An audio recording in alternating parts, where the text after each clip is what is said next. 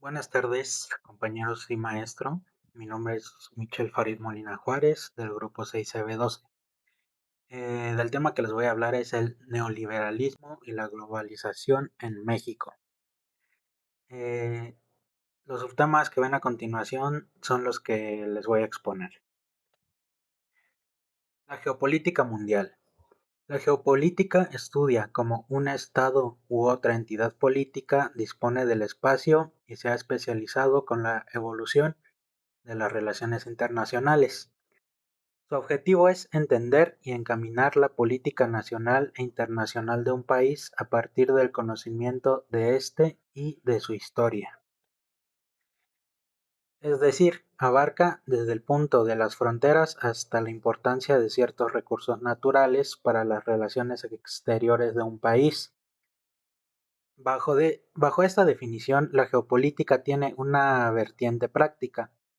Desde el principio, sus teóricos estuvieron muy vinculados a los gobiernos y enfocaron su trabajo hacia la toma de decisiones y la elaboración de estrategias políticas. De esta manera, la geopolítica es útil para predecir cómo se van a comportar a nivel político los estados, teniendo en cuenta sus particularidades y variantes geográficas.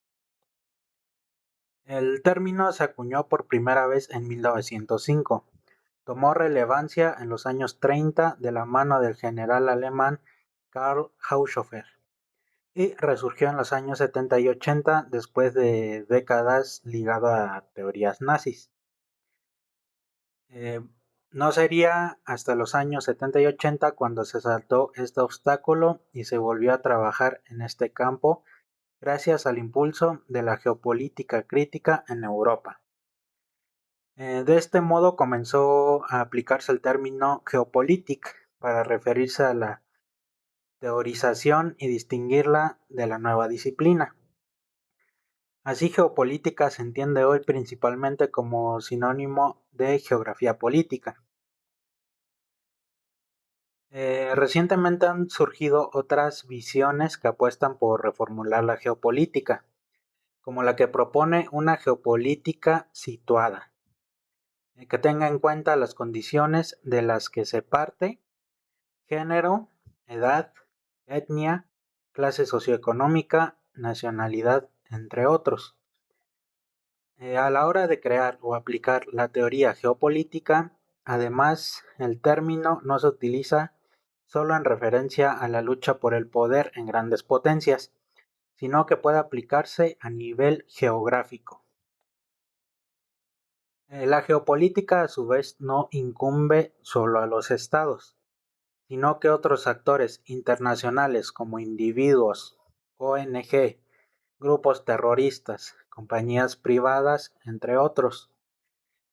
Estos están interesados en el control del territorio con fines políticos. Con la crisis de los últimos años también ha aparecido una nueva geopolítica de la energía, que explica la pugna entre las grandes potencias por controlar enclaves estratégicos para obtener recursos, estos sean como canales o puertos. Y por último, ya hay quien plantea que el próximo paso es incluir también el estudio del espacio ultraterrestre en los estudios geopolíticos. Las relaciones económicas internacionales de México. Un elemento fundamental de la estrategia de México para abrir y diversificar su comercio exterior es el establecimiento de una red de acuerdos de libre comercio con países y regiones de todo el mundo. México cuenta con acuerdos de libre comercio que lo vinculan de manera privilegiada con 45 naciones en América del Norte, América Latina, Europa y Asia. Los más importantes socios comerciales de México son Estados Unidos, Canadá, Japón y Alemania. Entre los principales productos de exportación están alimentos y bebidas, tabaco, productos químicos, hierro, acero, minerales, petróleo, textiles, ropa, automotores y partes, y productos electrónicos. El comercio México-Filipinas. Los 5 productos mexicanos de exportación a Filipinas más importantes son manufacturas industriales, semiconductores, productos químicos, orgánicos e inorgánicos y preparados de azúcar. México es el tercer socio importador de Filipinas en el continente americano, esto solo después de Estados Unidos y Canadá, y es el séptimo país exportador a Filipinas. Las inversiones México-Filipinas, está Cemex, que Cemex es una empresa global líder en la producción y comercialización de cemento y concreto premezclado. Su presencia en Filipinas inició en 1997. Los principios de sustentabilidad de Cemex en Filipinas son emplear tecnología de punta para asegurar la eficacia y el uso óptimo de las materias primas y promover una cultura de conciencia ecológica, salud integral y seguridad, así como responsabilidad social corporativa. Cemex ha recibido las certificaciones ISO 14001 y 9002 por Administración de Calidad y Manejo de Sistemas Ambientales, que muestran el compromiso de la compañía con las normas internacionales. Desde 1997, Cemex ha invertido $1,000 millones y actualmente emplea más de 500 personas y cuenta con una capacidad total de 5.8 millones de toneladas métricas de cemento. La marca de los productos de Cemex Filipinas son Aposement, Island Cement, Cemex White, Cemex Maribe, Cemex Palitada King y Cemex Rizal Super. El Consejo de Negocios México-Filipinas. Este consejo fue creado en 1996 como una institución de carácter no lucrativo, con objeto de fortalecer los vínculos empresariales entre México y Filipinas. Los miembros del consejo son renombrados y reconocidos empresarios de ambos países. Está copresidido por el licenciado Manuel Uribe Castañeda por parte de México y el señor Benigno Ricafort por parte de Filipinas. Las políticas de comercio exterior y tratados de libre comercio. La política del comercio exterior a menudo abarca los sistemas arancelarios, cuando se les trata separadamente, además de los acuerdos comerciales, incluye las medidas concernientes al grado de apertura del comercio internacional, o sea, la eliminación de los controles a las importaciones y exportaciones. Tales restricciones toman varias formas, entre ellas cuotas de importación, licencias de importación y exportación, en algunos casos prohibiciones a la exportación, restricciones a la disponibilidad de divisas y a veces requisitos fitosanitarios libremente interpretados. Otras formas más útiles de control de las importaciones son el requisito de depositar moneda extranjera en el sistema bancario con mucha anticipación a las importaciones y el aumento del monto del depósito previo requerido. Dependiendo de la severidad de la escasez del producto en el mercado nacional y del monto de las importaciones permitidas, el precio interno puede aumentar mucho como resultado de medida de control a la importación. Por el contrario, las limitaciones o prohibiciones a la exportación conllevan una disminución del precio nacional y en vista de esto, normalmente los productores las rechazan fuertemente. No obstante, cada vez hay mayor conciencia de que abrir la economía rápida y totalmente, esto eliminando los controles al comercio, reduciendo drásticamente los aranceles, puede empeorar la pobreza rural en el corto y mediano plazo. La transición de un sistema de control del comercio a otro de comercio libre no es fácil, como revela la experiencia en Asia Central. En casos de cosechas deficitarias, Se puede obtener ventaja, se pueden obtener ventajas políticas ante los consumidores prohibiendo la exportación, como ha pasado con las semillas en otros países centroamericanos. Sin embargo, estas políticas perjudican el desarrollo agrícola y por lo tanto empeoran el problema de la pobreza. En periodos de excedentes de producción, a veces la respuesta de la política es la prohibición de las importaciones. Eh, ¿Qué es un tratado de libre comercio? Un tratado de libre comercio, TLC, es un acuerdo comercial vinculante que suscriben dos o más países para acordar la concesión de preferencias arancelarias mutuas y la reducción de barreras no arancelarias al comercio de bienes y servicios.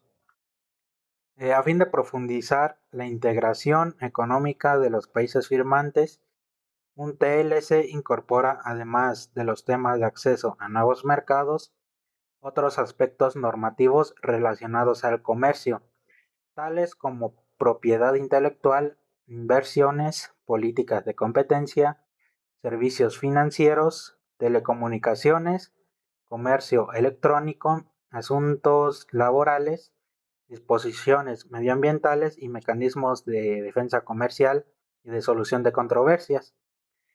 Así los TLC tienen un plazo indefinido. ¿Qué quiere decir esto? Que permanecen vigentes a lo largo del tiempo, por lo que tienen carácter de perpetuidad. ¿Cuáles son las ventajas de los tratados de libre comercio? Los tratados de libre comercio traen consigo beneficios que están relacionados no solo con aspectos de tipo comercial, sino que son positivos para la economía en su conjunto. Permiten reducir y en muchos casos eliminar las barreras arancelarias y no arancelarias al comercio. Contribuyen a mejorar la competitividad de las empresas. Esto dado que es posible disponer de materia prima y maquinaria a menores costos. También facilitan el incremento del flujo de inversión extranjera al otorgar certidumbre y estabilidad en el tiempo a los inversionistas. También ayudan a competir en igualdad de condiciones con otros países que han logrado ventajas de acceso mediante acuerdos comerciales similares, así como obtener ventajas por sobre los países que no han negociado acuerdos comerciales preferenciales. Y finalmente fomentan la creación de empleos derivados de una mayor actividad exportadora. Asimismo, la apertura comercial genera una mayor integración del país a la economía mundial, lo que hace posible reducir la volatilidad de su crecimiento, el nivel de riesgo país y el costo de financiamiento de la actividad privada en general. Sin embargo, no todos los sectores de la economía se benefician de igual manera con los tratados de libre comercio. Hay sin duda productos de mayor sensibilidad en el proceso de negociación que deben ser protegidos con determinados mecanismos de defensa comercial. Sin embargo, los efectos negativos sobre ciertos productos también pueden atenuarse y de mejor manera si se toman las medidas adecuadas para impulsar su competitividad, eh, o en todo caso incentivar su reconversión hacia actividades con un mayor potencial de crecimiento. Políticas de inversión extranjera. Una de estas es la asimetría de información, el cual describe que las empresas requieren de un conjunto dado de información en el proceso de toma de decisiones. Sin embargo, la información no siempre existe, está disponible o es de fácil acceso. Se genera entonces una brecha entre los requerimientos de información de los potenciales inversionistas y la información disponible. Por otra parte, los potenciales inversionistas pueden no considerar a un país en sus evaluaciones de localización, esto porque desconocen sus atributos o incluso pueden tener a priori una percepción distorsionada y negativa de la realidad de un país solo por falta de información. Otro es el alto costo de aprendizaje y puesta en marcha. Esto quiere decir que para las empresas que invierten por primera vez en un país, el desconocimiento de aspectos tales como los procedimientos legales, el mercado de los factores, la cultura empresarial o incluso sobre las condiciones básicas de la vida cotidiana, esto como la seguridad, el sistema de salud o el colegio para los hijos, se pueden transformar en una barrera para el establecimiento de la empresa y por lo tanto en riesgo de perder una potencial inversión. El mecanismo más común que utilizan los países e incluso las provincias, estados, departamentos o regiones para resolver los problemas anteriores es la creación de agencias, unidades o programas de promoción de inversiones, entendiendo la promoción como el conjunto de funciones y actividades que se realizan con el objeto de dar a conocer las ventajas del país, proveer de información relevante a potenciales inversionistas y facilitar el proceso de toma de decisiones e instalación en el país, por mencionar algunas. Por simplicidad, independiente de que sea una agencia especializada en promoción de inversiones o un departamento dentro de un ministerio, a todas ellas se le denominará API, Agencia de Promoción de Inversiones. La creación de API en el mundo, más bien el aumento acelerado en el número de ellas, es un fenómeno relativamente reciente.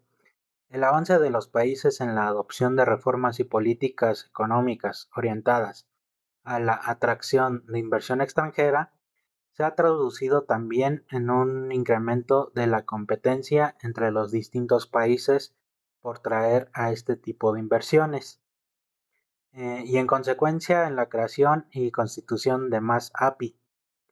Más de 160 de los países tienen en la actualidad agencias de inversiones a nivel nacional, existiendo sobre 250 API a nivel subnacional, esto quiere decir regiones o provincias dentro de un país, y 2/3 de ellas fueron creadas en la última década del siglo pasado, de 1990 al 2000. Eh, las funciones primarias son las siguientes, que son cuatro. El análisis de oportunidades. Esto quiere decir búsqueda de información y análisis de las potenciales oportunidades de inversión, considerando tanto los potenciales inversionistas, los cuales son países, sectores, empresas, tomadores de decisiones, factores relevantes en la toma de decisiones, entre otros, como las condiciones del país receptor, los cuales son sectores y empresas, ventajas de localización, evaluación comparativa, benchmark de variables relevantes con otros países, entre otros. Las actividades típicas son la realización de análisis sectoriales, inteligencia de negocios, construcción y análisis de bases de datos, generación de datos relevantes para los inversionistas, en los cuales son precios de factores, disponibilidad de recursos humanos, comparaciones con competidores, etc. Posteriormente, una parte de la información generada se transformará en productos para la promoción, estos sean proyectos, página web, documentos, etc. Y otra alimentará el trabajo proactivo de la API y la satisfacción de los requerimientos de información de los inversionistas. El segundo es imagen país. Este es el conjunto de las acciones destinadas a generar una imagen del país favorable a la inversión extranjera. Actividades como seminarios de promoción o campañas de marketing son herramientas que aportan a la construcción de esta imagen. Sin embargo, para llegar a una audiencia amplia, las actividades más propias son la definición del mensaje. Esto quiere decir imagen que se desea proyectar del país. La contratación de una agencia de relaciones públicas, generalmente internacionales, y la publicidad en medios internacionales que finalmente puede tomar la forma de una campaña de imagen país.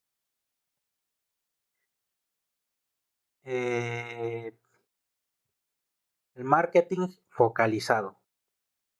Habiendo identificado a los inversionistas, los cuales son sectores, empresas y o tomadores de decisiones, las API deben realizar las acciones necesarias para contactarlos y comunicarles la oferta del país. El fin último es llegar a tener contacto directo con el tomador de decisiones de una empresa objetivo. Antes de que eso ocurra, en la mayoría de los casos habrá que realizar varios tipos de acciones de marketing, tales como participación y exposición en ferias sectoriales, la realización de seminarios de promoción en el exterior, la organización de eventos promocionales, como una comida en la embajada, campañas de marketing electrónico, llamados en frío, organización de misiones empresariales, envío de paquetes informativos, entre otros. Y el último es servicios al inversionista. Este es el conjunto de actividades que brindan las API a los inversionistas durante el proceso de evaluación y en la posterior puesta en marcha del proyecto. Si el país está en una lista larga, la empresa posiblemente requerirá información adicional, eh, por ejemplo, costos de arriendo y servicios básicos o regulaciones laborales. Y cuando esté en la lista corta, la empresa podrá enviar al país a un equipo evaluador. La API podrá apoyar este proceso organizando la agenda de visita y generando los contactos requeridos, esto con autoridades, proveedores o potenciales socios. Si la empresa finalmente decide invertir, la API podrá guiarlos en el proceso, con todo lo que sean temas legales, ambientales, regulaciones, entre otros. La transferencia tecnológica. La innovación y la transferencia tecnológica en México no siempre se genera en el ámbito empresarial, pues en su génesis intervienen diversos agentes sociales que solo de forma habitual trabajan de manera coordinada, lo que arroja débiles resultados. Las características de transferencia tecnológica ocurre entre naciones, además de maquinarias, también implica el elemento humano, como la experiencia y técnicas de los operarios administradores que se agregan al proceso. Su éxito radica en la capacidad social para asimilar la tecnología avanzada y también ocurre la transferencia de la utilización de una técnica existente en un lugar donde ya se había usado.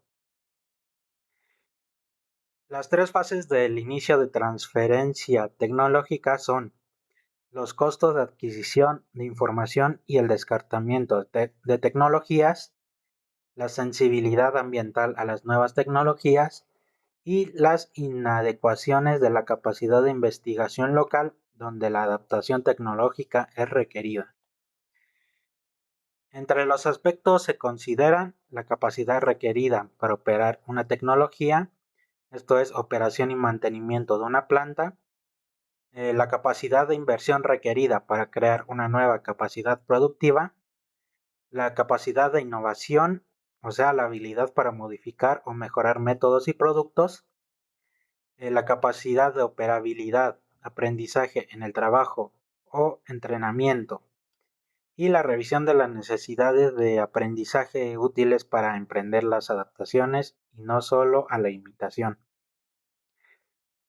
En las etapas de transferencia tecnológica en el factor humano son el reclutamiento y entrenamiento de trabajadores locales en el aprendizaje de habilidades o destrezas para implementar la tecnología que será usada.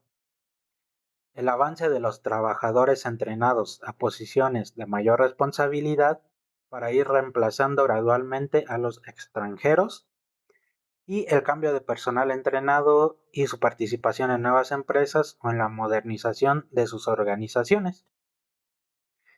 Los mecanismos de transferencia son dos, los cuales son los indirectos y los directos. Los indirectos son procesos dentro de la economía internacional por un tiempo determinado, como son los movimientos de capital entre naciones y la migración. Y los directos son acuerdos sobre patentes, movimientos de gente, máquinas, arreglos institucionales y boletines comerciales. México y su relación con los organismos internacionales. ¿Qué son y cuál es su origen? Los organismos internacionales son asociaciones que se encuentran en todo el mundo con un propósito en particular: ayudar a la población económica, socialmente y en la salud. La primera organización mundial que existió fue Versalles. Para que una organización sea reconocida mundialmente, necesita de la participación del Estado, en primera instancia, y reconocer sus recursos disponibles, los cuales son territorio, en eso entran fronteras, espacio geográfico y la población. ¿Para qué sirven? Los organismos internacionales sirven como mediación y cooperación mutua para mantener la paz y la seguridad entre las naciones. Estas se rigen por acuerdos o tratados que mantienen sus propias leyes y principios, respetando las normas de cada país. Dichas organizaciones fomentan el crecimiento económico, el buen funcionamiento de las regiones, buenas relaciones, así como alianzas con otros países y una mayor inversión extranjera. Algunas organizaciones internacionales más importantes son el Alto Comisionado de las Naciones Unidas para los Refugiados, la ACNUR. Destaca por ser una organización que fomentó la paz después de la Segunda Guerra Mundial, ya que ayudó a refugiados de Europa. La Organización Internacional para las Migraciones, OIM, que esta ayuda a la gestión del control ante la migración y alienta el desarrollo económico y social. El Fondo Monetario Internacional, FMI, que esta establece un marco de cooperación económica internacional destinado a evitar que se repitan las devaluaciones cambiarias competitivas. El Banco Mundial, compuesto por 187 países, y esta sirve para reducir la pobreza y aumentar la prosperidad compartida y promover el desarrollo sostenible. Y la Organización de las Naciones Unidas, ONU, la cual fomenta la paz mundial y la seguridad internacional y ayuda a mantener relaciones amistosas entre países para que crezcan sus ideales sociales y el racismo disminuya. Y también que la mujer sea reconocida igual ante el hombre y el mundo sea más ecuánime. Los organismos internacionales están regulados por las secretarías de cada estado para mantener una administración pública y son de suma importancia, ya que sin ellos el comercio exterior no sería posible. Como ya se mencionó, se necesita de acuerdos internacionales para poder mantener un comercio equitativo. Cada gobierno está interrelacionado con algún organismo internacional con el fin de lograr un crecimiento económico en los países y que se mantenga una innovación y calidad. También para mantener un desarrollo y mejorar la comunicación y relación entre los países. Bueno, en resumen, el objetivo principal de las organizaciones internacionales es mantener la paz, mejorar las negociaciones, tener un impacto económico y lograr una unificación para una ayuda mutua. Bueno, muchas gracias por su atención, compañeros, maestro, y que tengan un buen día.